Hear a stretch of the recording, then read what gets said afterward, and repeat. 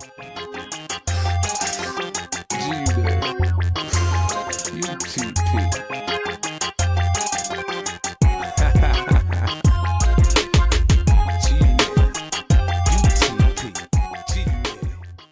in September, at the post-fight press conference with Devin Haney, Jarrell Miller walked into the room, put his arm around you and said he wants to come back home.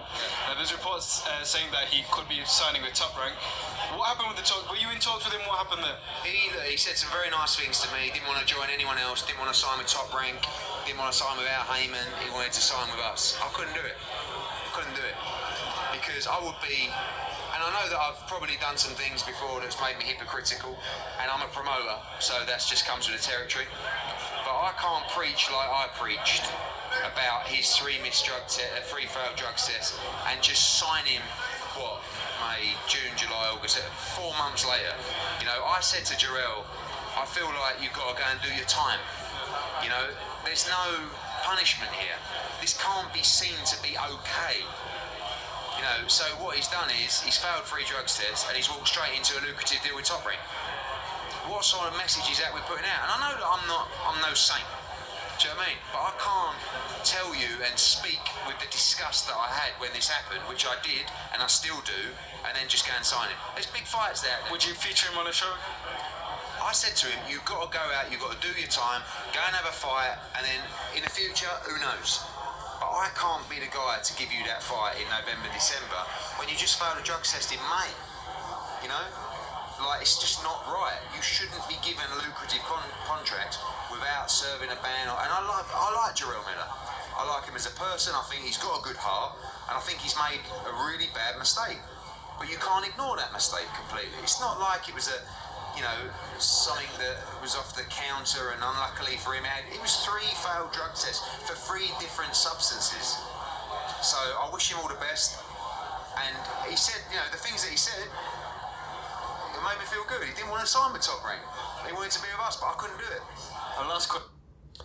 Those are the words of Eddie Hearn in regards to Jarrell Big Baby Miller.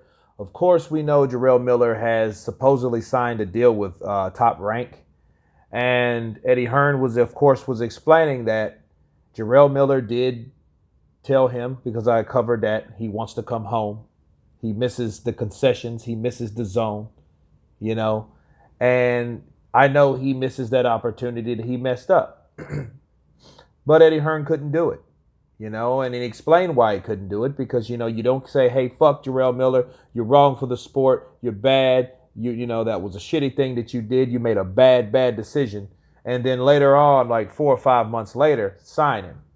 No, I agree with Eddie Hearn. You can't just let someone, especially when that same promoter gave you that opportunity. You're going to go back to the same promoter and you had 3 failed drug tests. Now, I know 1 or 3, you're still going to get banned, but 3 makes it look that much worse. Because after the first one, you're like, fuck it, I'm going to take 2 more. You know what I'm saying? So you look like, whoa, not only did this sample show this other B sample showed this and that.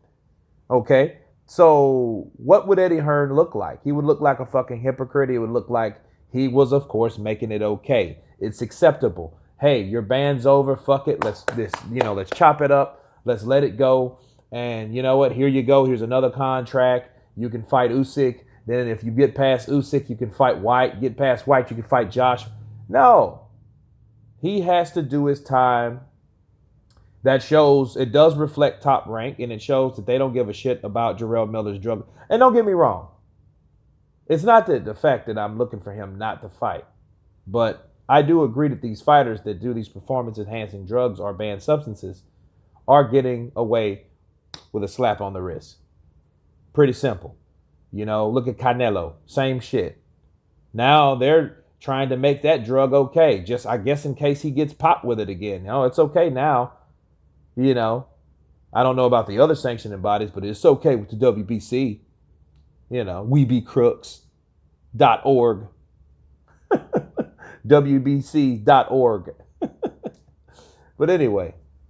But Jarrell Miller, he has a sweet tongue as well as a shit-talking tongue. So someone that can equally talk. It's amazing that the same people that can talk a gang of shit can also sound just as sweet as a fucking feather, you know? And Jarrell Miller did say some good things.